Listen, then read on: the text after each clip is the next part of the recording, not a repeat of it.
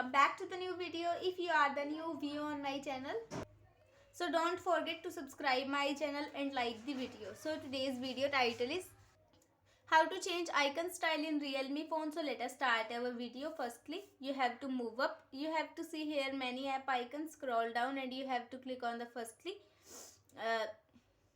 setting icon, so click on that. Now you have to see here many options. You have to move up and you have to click on the firstly home screen and lock screen magazine option. Click on that. Now you have to see many options, so click on the set icon style option. You have to choose any style icon style from here which you want to change in your mobile phone.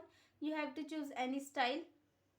You have also customized style also like that. You have to see, so click on the apply option. Now